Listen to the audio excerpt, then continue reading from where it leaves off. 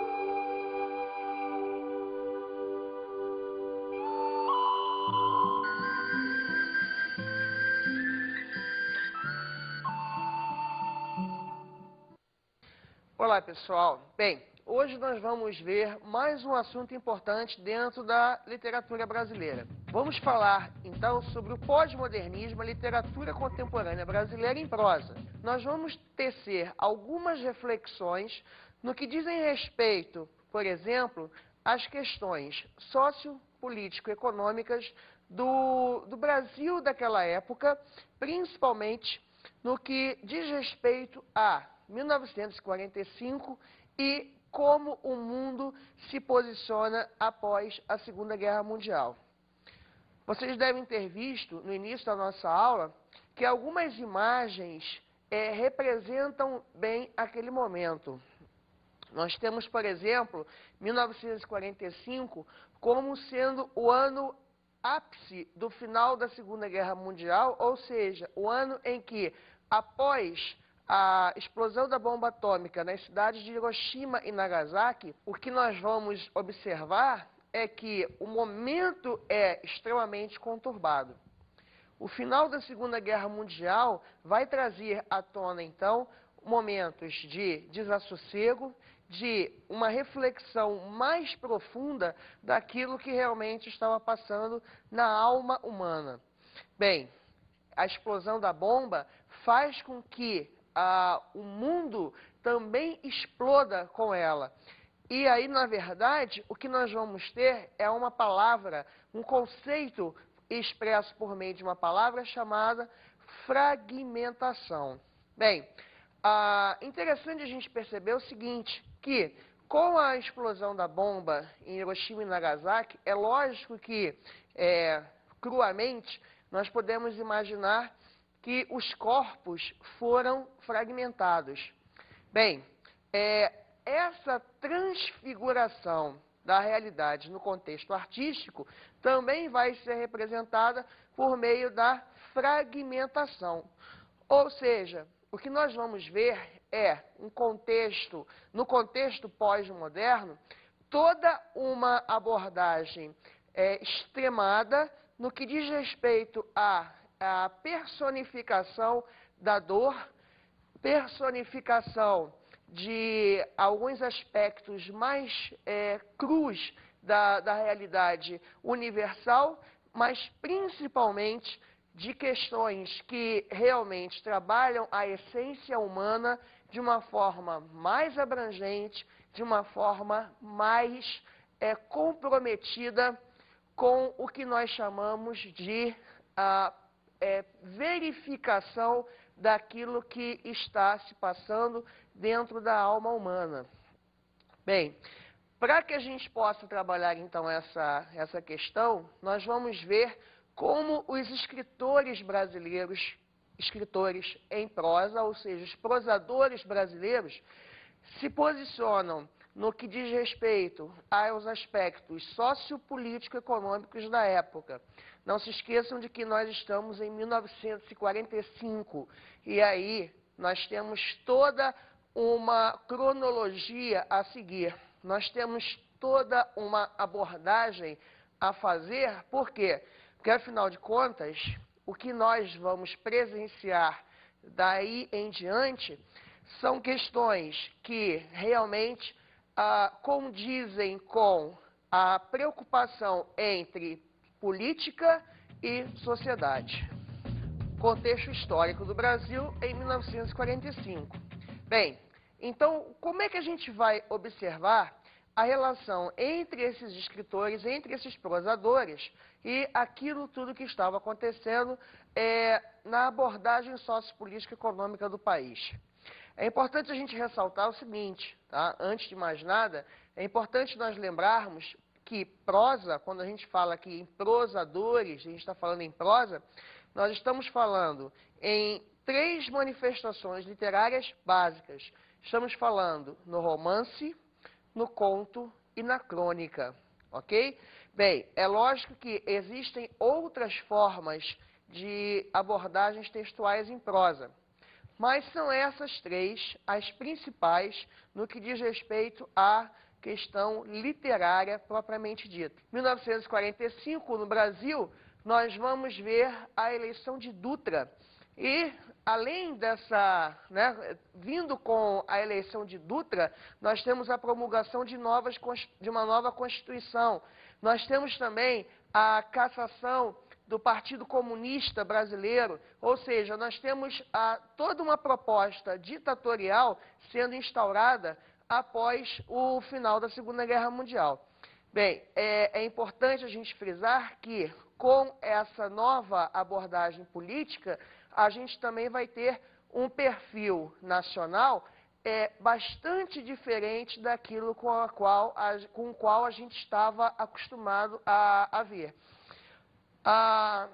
O final da era Vargas, ou melhor, da primeira era Vargas, traz à tona novos aspectos no que diz respeito ao que nós chamávamos de uma ditadura solitária. Ou seja, nós vamos ter, então, a partir de 45, com a influência dos Estados Unidos na cultura brasileira, afinal de contas, após o final da Segunda Guerra Mundial, os Estados Unidos assumem o seu poderio cultural em termos mundiais. A gente vai ver como o país passa por determinados momentos conturbados e isso daí vai ter um reflexo na literatura em prosa bastante forte. Após o governo de Dutra, nós vamos encontrar preocupações bastante intensas no que dizia respeito às questões trabalhistas. Isso vai fazer com que Vargas reassuma o seu poder de posse de quê? De posse de toda uma abordagem mais sociopolítico da sua própria política trabalhista. Vargas, então, vai ser reeleito baseando a sua política no que nós vamos chamar de trabalhismo. É importante nós frisarmos que dessa época surgem 2 empresas extremamente importantes para a nossa cultura e para o nosso perfil dos anos 50. Nós temos, por exemplo, a criação da TV Tupi, a primeira emissora de televisão do país, e nós temos a criação da maior estatal de todos os tempos do Brasil, a Petrobras. Não se esqueçam de que, na verdade, Vargas traz à tona toda uma preocupação com algumas vantagens que diziam respeito aos aspectos sociotrabalhistas da população. Uma população que vinha de um salário mínimo congelado, recebe, na verdade, o apoio de um presidente que aumenta em 100% o poder de compra da população mais pobre, e isso faz com que Vargas seja considerado por muitos o chamado pai dos pobres. Bem, é importante a gente frisar que isso daí isso acontece, na verdade, entre aspas, por quê? Porque o que Vargas faz é uma proposta muito mais populista de condução das ideologias populares por meio de valorização de questões trabalhistas e questões sociais. Bem, Vargas, em 1954, comete suicídio. É importante a gente lembrar que, à época, faz com que o fato ocorrido, né, o suicídio dele, ele consegue criar para si mesmo todo um perfil de construção de mitos, quando ele, ao se matar, ele deixa a própria história uma carta em que ele registra o acontecido por meio de interpretações mais pessoais da sua própria política de governo, a política de condução da nação. Vale a pena a gente lembrar sempre daquela última frase da sua carta, quando ele diz, né, saio da vida para entrar na história. Bem, Vargas realmente saiu da vida e entrou na história. Entrou na nossa história com uma importância atroz, mas isso não quer dizer que, por causa dessa importância, a sua política não tenha também gerado algumas desavenças com os meios artísticos. Afinal de contas, vale a pena a gente lembrar que foi de Vargas a influência dos Estados Unidos em Parnamirim, a base de Natal, a maior base aérea da Segunda Guerra Mundial fora dos Estados Unidos, e é também de Vargas, digamos, um fato ocorrido que realmente pesa na nossa memória até hoje.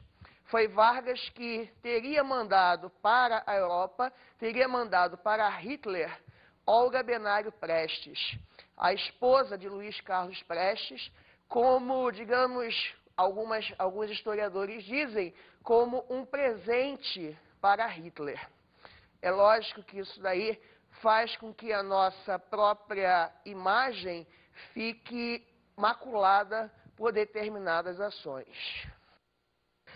Outros 3 presidentes são bastante importantes também nessa história, digamos assim, do período pós-45. Juscelino Kubitschek, Jânio Quadros e João Goulart fazem a tríade do final da chamada democracia antes do golpe de 64. Bem, Juscelino Kubitschek, com a criação de Brasília, ele funda, como se diz até hoje, ele funda Brasília e afunda o Brasil em dívidas e inflação. E aí o Brasil começa a passar por situações extremamente conturbadas no que diz respeito à sua política econômica. Bem, com a saída de JK, nós temos a eleição de Jânio Quadros. E Jânio Quadros não consegue fazer um trabalho condizente com aquilo que ele queria. Então, o famoso presidente da Vassourinha, que ele dizia que ia varrer toda a corrupção, ele não consegue realmente atingir nem metade daquilo que ele quer. E ele sai antes mesmo do final do seu mandato.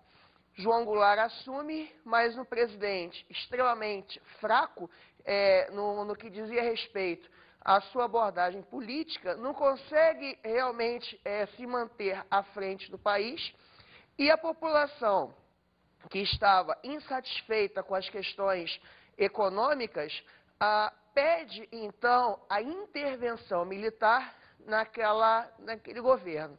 Resultado disso é o tal golpe de 64, que alguns chamam de revolução, mas, na verdade, nós podemos constatar que, na verdade, foi um golpe. O golpe militar de 64 teve uma importância significativa na nossa abordagem histórico-literária. Afinal de contas, todo o contexto que vai ser criado a partir de então vem justamente das relações entre governo e obras de arte. A censura, então, principalmente por causa dos atos institucionais que vão ser promulgados a partir de então, a censura faz com que as obras de arte ou assumam determinados papéis por meio da metáfora ou simplesmente sejam proibidas por causa das questões políticas que elas apresentavam. Bem, então, o que a gente pode ver é que a derrocada de João Goulart traz à tona toda uma preocupação, de novo, da população com o quê? Com aquilo que representava o poder nacional. Com isso, nós vamos ter a volta do presidencialismo, e o presidencialismo traz, por meio de uma centralização maior do poder nas mãos do presidente, e aí a gente vai ver como o golpe militar de 64 consegue, então, trazer para os meios políticos todo aquele poder que era, então, destinado anteriormente às mãos civis.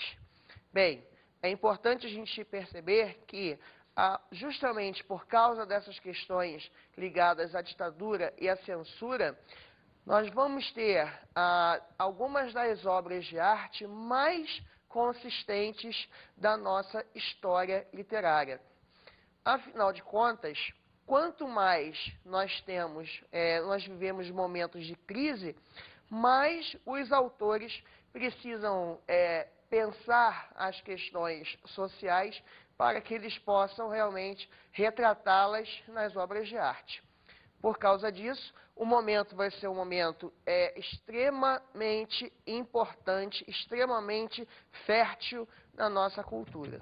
Quais são as consequências do contexto sociopolítico e econômico da época para o que nós podemos dizer que representou a literatura brasileira em prosa daquele momento? Bem, nós podemos dizer o seguinte, que diante de um período extremamente fragmentado, repetindo ainda o conceito que a gente viu no início da aula, sobre a fragmentação pós-Segunda Guerra Mundial, e justamente com aquela preocupação instaurada pela abordagem político-social dos presidentes civis que deram origem justamente ao golpe militar de 64, a gente vai ver o seguinte, que, na verdade, o pós-modernismo brasileiro, ele foi uma época de insegurança, desesperança, desestabilidade e inoperância. Bem, é lógico que, diante de tantas negativas, a gente pode estar se perguntando sobre qual é a importância desse momento. Mas o momento é justamente condizente com essa realidade, que é uma realidade de ausência de determinadas contestações sociais, e isso faz com que, na verdade, as obras de arte atinjam a sua plenitude diante justamente dessa, digamos assim, dessa ausência de preocupações com aquilo que nós podemos dizer que era realmente essa preocupação social. Bem, o pós-modernismo, ele consegue então ter a sua importância centrada justamente numa coisa, na capacidade de ser universal, ou seja, na verdade, cada uma das obras pós-modernas conseguia representar para a nossa literatura toda uma preocupação com o ser diante da sua própria realidade. E aí, queridos alunos, imaginem o poder de penetração que uma obra dessas consegue diante das próprias profundezas da alma. Você consegue, por exemplo, imaginar até onde a sua própria alma tem o poder de atuação? Você consegue, então, imaginar até onde o seu próprio eu consegue se identificar com a sua realidade? Então, imagine, se você não consegue perceber isso, diante dessa realidade que você vive hoje, imagine vivendo numa realidade como a realidade pós-Segunda Guerra Mundial. Imagine você vivendo naquele momento em que mais de 5 milhões de pessoas foram mortas por causa da Segunda Guerra Mundial. Imagine você vivendo naquele momento em que os judeus eram jogados nos buracos, nas covas rasas pelos nazistas, e você tendo que se deparar com tudo aquilo. Imagine você, no Brasil dos anos 50, sabendo que, na verdade, na Europa ou na Ásia, as pessoas estavam morrendo de fome, ou morrendo por causa de determinadas reações pós-Segunda Guerra Mundial, principalmente por causa de algumas questões ligadas à radiação das bombas. Então, na verdade, a gente vai ver o quê? A influência do imperialismo norte-americano no pós-Segunda Guerra Mundial. Isso fica nítido, principalmente por causa do final da guerra e por causa da vitória dos aliados sobre o nazismo de Hitler. Nós vamos ver, por exemplo, numa cena de um filme que não é um filme da época, mas que representa a realidade da época. O filme For All, o Trampolim da Vitória, que é um filme nacional, mas que aborda aquela conotação, aquele contexto sociopolítico dos anos do final da Segunda Guerra Mundial.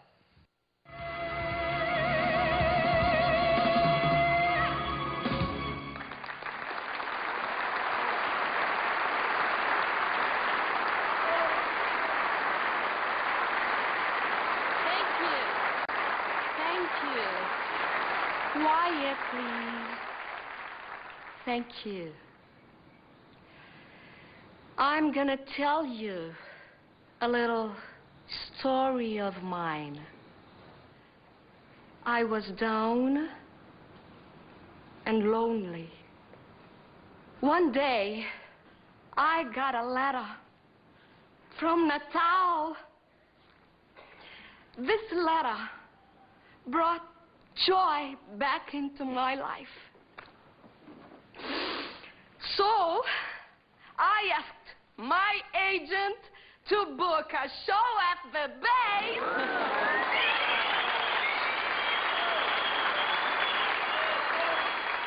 But, actually, I'm here to meet Mr. Sandoval Gomes da Silva. I don't think he knows about this. The surprise is a little secret between Mr. Donovan and me. Eu entendi. Eu entendi tudinho, todo o inglês dela. Você sabia? Foi uma carta, como aquela foto. Ah.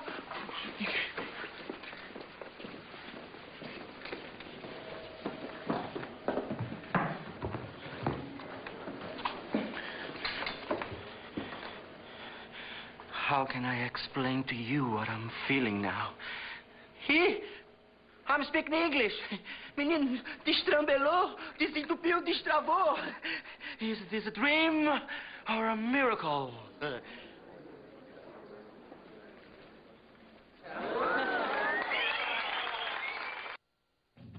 Bem, no mundo de sombrias esperanças, uma luz no fim do túnel.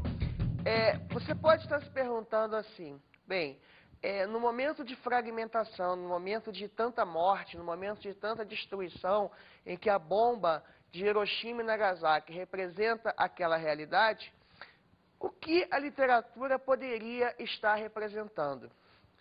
É importante a gente dizer o seguinte, que justamente por causa do teor universal daquele momento, os nossos escritores pós-modernos representam aquilo que há de melhor na nossa abordagem histórico-literária.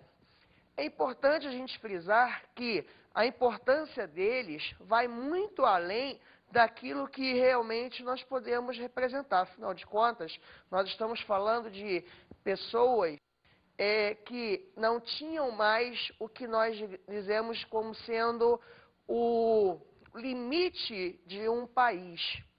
Nós estamos falando, na verdade, de um momento em que a globalização assume o seu fator dentro da história político-social de um país, no caso o Brasil, mas assume também os valores de toda uma abordagem que faz com que o mundo passe a ser um só. Uma escritora que realmente consegue ultrapassar os limites do próprio país e se tornar universal é Clarice Lispector. Bem, em um de seus romances, A Paixão Segundo GH, Clarice consegue criar, dentro de uma realidade extremamente instável, algumas das imagens mais belas e mais profundas da literatura brasileira. Afinal de contas, é justamente no trato entre o ser e o eu que a sua força acaba acontecendo. GH, uma personagem só, isolada, sozinha no mundo, consegue, dentro de um romance inteiro, tecer algumas das construções mais filosóficas no que diz respeito à própria abordagem do existencialismo. As perguntas do quem sou eu, onde estou, para onde vou, o que estou fazendo aqui, tornam-se, então, algumas perguntas essenciais no que diz respeito à própria construção da personagem. GH, uma mulher de seus 40 anos, moradora de Copacabana, bairro de classe média do Rio de Janeiro, que se depara, de repente, com uma barata no banheiro de um quarto de empregada.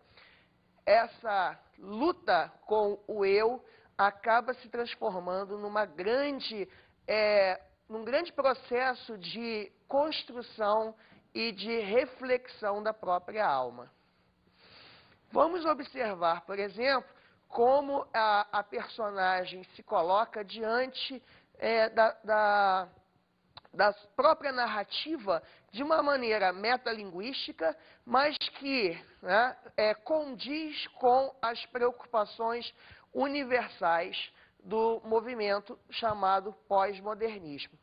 Vamos ouvir, então, como isso acontece no trecho que vai ser lido para vocês. Este livro é como um livro qualquer, mas eu ficaria contente se fosse lido apenas por pessoa de alma já formada. Aquelas que sabem bem que a aproximação do que quer que seja se faz gradualmente e penosamente, atravessando inclusive o oposto daquilo que se vai aproximar. Estou procurando, estou tentando entender, tentando dar a alguém o que vivi e não sei a quem, mas não quero ficar com o que vivi. Não sei o que fazer do que vivi. Tenho medo dessa desorganização profunda. Não confio no que me aconteceu. Aconteceu-me alguma coisa que eu, pelo fato de não saber como viver, vivi uma outra? Não. Sei que ainda não estou sentindo livremente. Que de novo penso porque tenho por objetivo achar. E que por segurança chamarei de achar o momento em que encontrar um meio de saída. Por que não tenho coragem de apenas achar um meio de entrada? Oh, sei que entrei sim, mas assustei-me porque não sei para onde vai dar essa entrada. E nunca antes eu me havia deixado levar, a menos que soubesse para o quê. Então, vocês viram como é densa essa narrativa? Vocês conseguiram observar que, na verdade, a imagem da alma da personagem se apresenta de uma forma extremamente conturbada? Bem, então, pensem naquilo que representa essa realidade para a realidade da época. Na verdade, eu quero convidar vocês a penetrar nos recônditos mais secretos da literatura pós-moderna.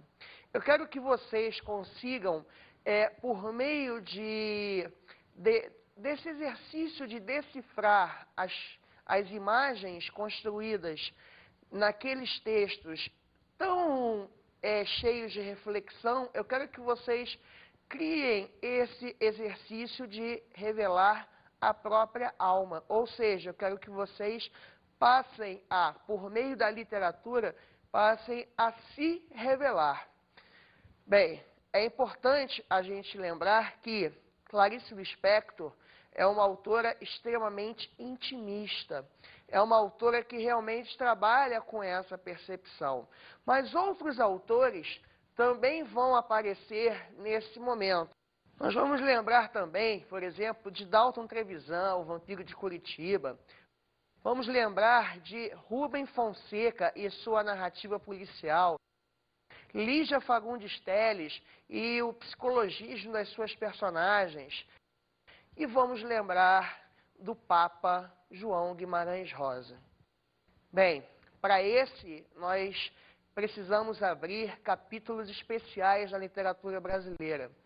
Autor do principal romance do século XX da literatura nacional, O Grande Sertão Veredas, João Guimarães Rosa consegue com maestria criar, dentro de um aspecto inicialmente regional, afinal de contas o romance se passa no sertão, algumas das reflexões mais universais da literatura, quiçá da literatura mundial, não apenas nacional.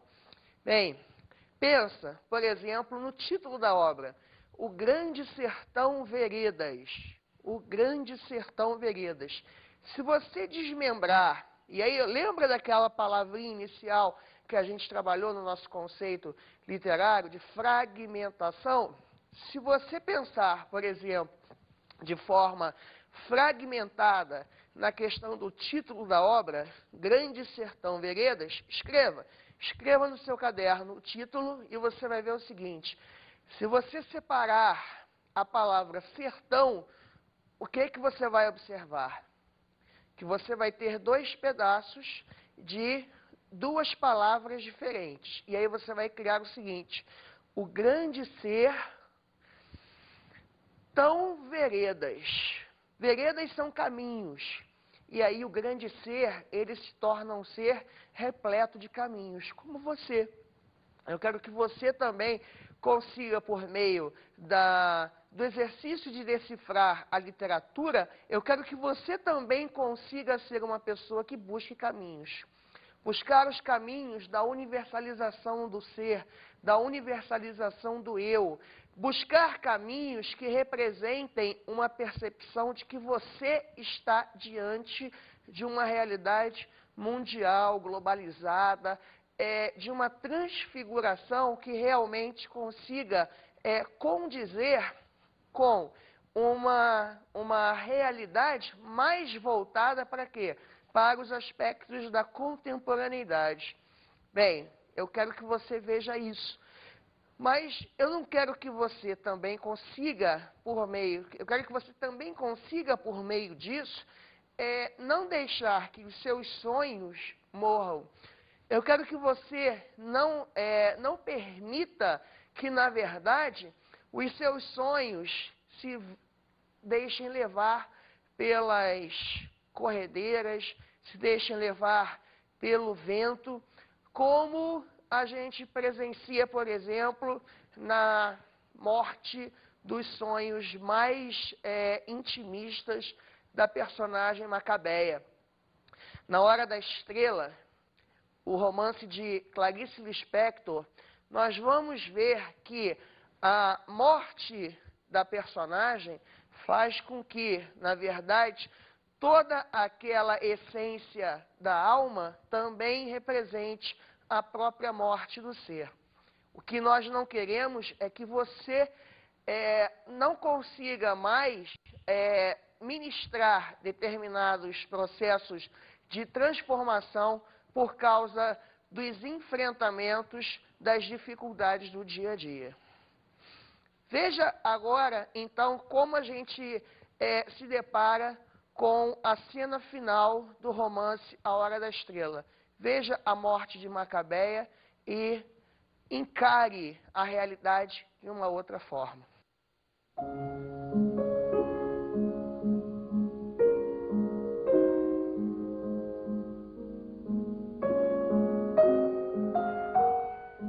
Então, ali deitada, teve uma úmida felicidade suprema, pois ela nascera para o abraço da morte. A morte que é nessa história o meu personagem predileto. Iria ela dar adeus a si mesma? Acho que ela não vai morrer, porque tem tanta vontade de viver. E havia certa sensualidade no modo como se encolhera.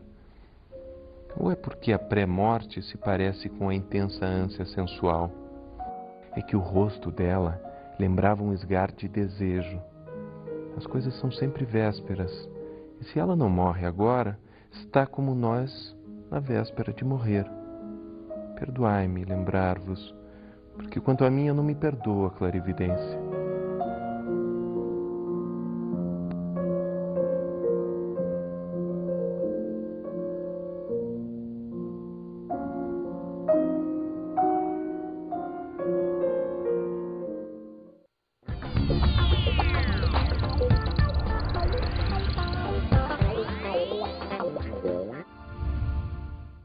Eu tenho para vocês 4 dicas de estudo. Gostaria que vocês realmente se deparassem com essas obras de uma forma bastante consciente. 2 romances e 2 filmes. Os romances A Paixão Segundo G.H., de Clarice Lispector, e Grande Sertão Veredas, do Guimarães Rosa, são 2 obras clássicas para quem quer realmente conhecer um pouco mais do pós-modernismo. E 2 filmes, A Hora da Estrela, de Suzana Amaral, e A Terceira Margem do Rio, de Nelson Pereira dos Santos. São 2 formas de vocês observarem a conotação sociopolítica e econômica da época e como as obras de arte realmente representavam aquele momento, ok? Então, até a próxima.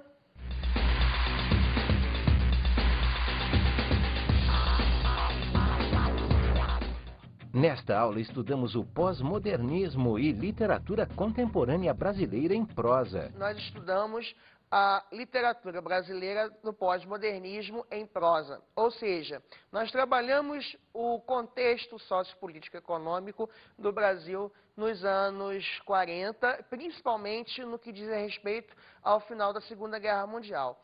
Vimos também como os autores da época representaram de forma bastante consistente aquela realidade universal, visto que, a partir do final da Segunda Guerra Mundial, toda a influência das culturas ocidentais passou a se dar justamente por causa do poderio norte-americano. E nós vimos, então, como nós conseguimos chegar até os dias de hoje, criando aspectos mais condizentes com realidades transfiguradas que realmente representassem o que nós tínhamos de melhor na nossa cultura. Não a explicação duvidosa da ciência, mas a poesia inexplicável da ciência, mesmo vinculada à última antiga, em tom.